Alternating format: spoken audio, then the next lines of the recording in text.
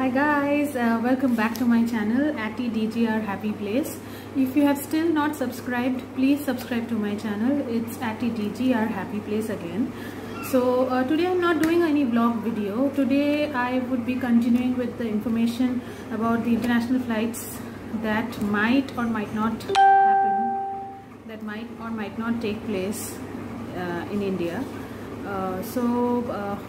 I would be sharing information about what would happen if you have a valid work permit when you travel from India to Canada. This particular series is Canada specific, but then, as you know, they have started flights for Canada and the US, and now they are opening up air bubbles.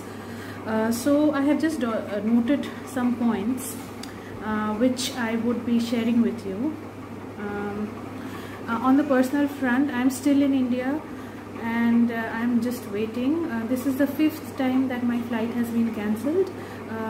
20th July flight was a Lufthansa flight which was cancelled by Lufthansa because Germany did not open the airspace.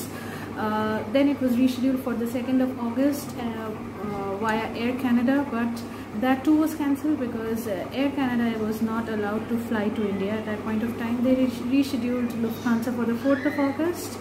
But then again, I came to know that my in-laws, who are valid COPR holders, were not allowed. They are not allowed to board any flights because any of the charter flights or the repack flights, because their COPRs were issued after the 18th of March. So it's a rule. It's very clearly mentioned that if you're planning to board a charter flight or a repatriation flight back to your home country, then your COPR issue date should be either on the 18th of March or before the 18th of March. So yeah, all this has happened in this while, and now I have to travel alone with 2 babies.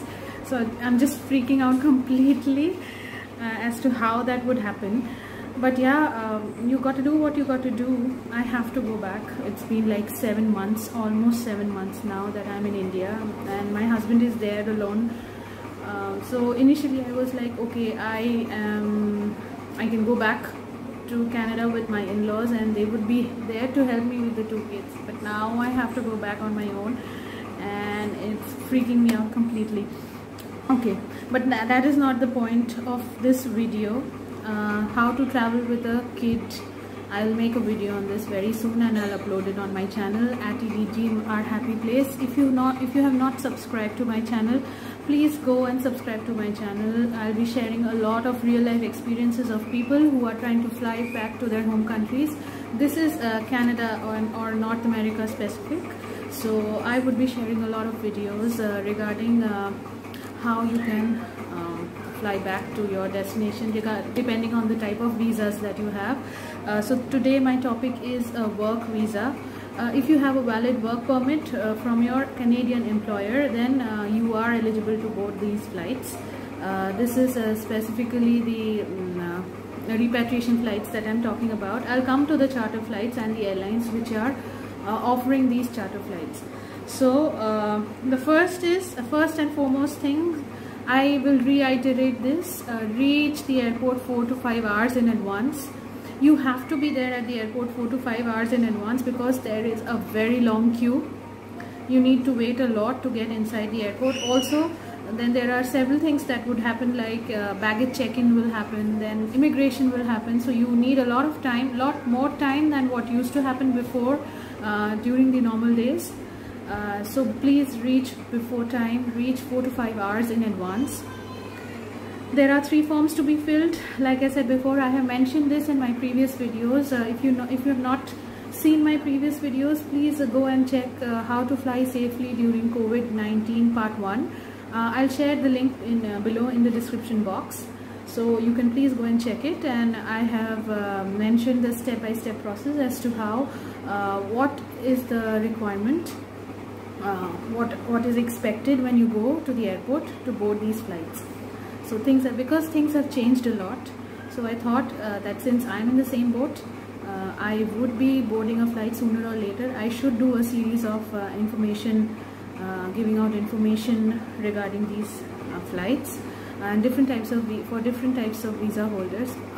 As for myself, I am a permanent resident of Canada and my kids are Canadian citizens, so I am eligible to board any of the flights.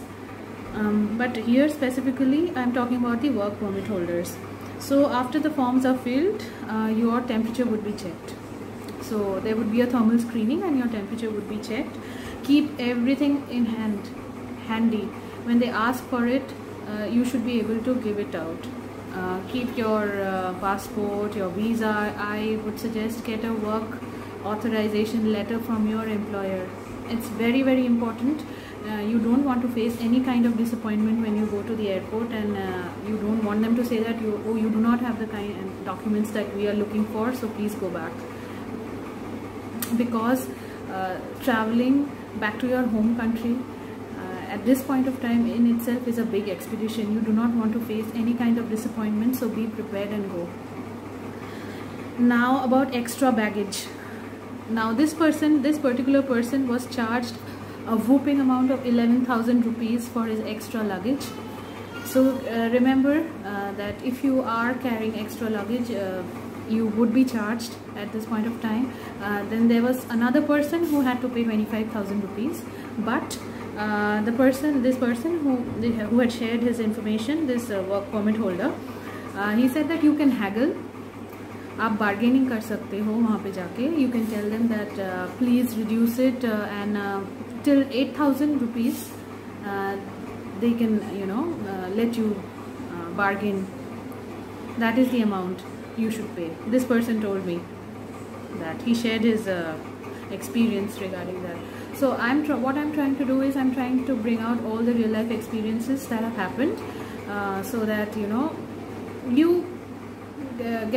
you are prepared, right? Even I would be looking at my videos before I board a flight, so that I know what are the pointers that have to be checked before I board. I do not want to face any kind of disappointment when I go, and that too with 2 toddlers.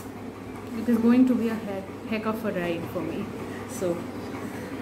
So now the last point is show them your work permit.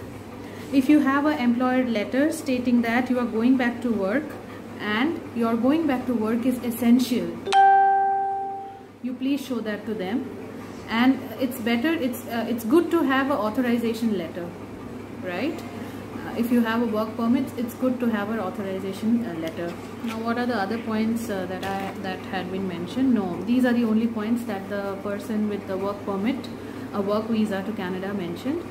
Hope this video would throw some kind of light as to what you need to do if you are a work permit holder, what kind of documentation you need to carry. Again, reiterating, please carry your authorization letter or an employer letter from your employer stating that the work that you do is essential and you are required to report. So that way it is like a safety net. Nobody can deny you to board the flight. So yeah, thank you so much for watching my video, and yes, thank you so much. I have gained a lot of subscribers in a couple of months.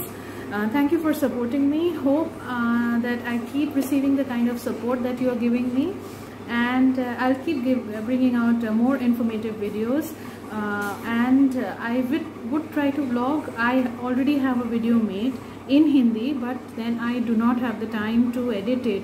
I'm so busy. Being a mother of 2 is not a joke, and yeah, so hopefully आप लोग सब स्वस्थ रहिए, खुश रहिए, and we'll beat the COVID together.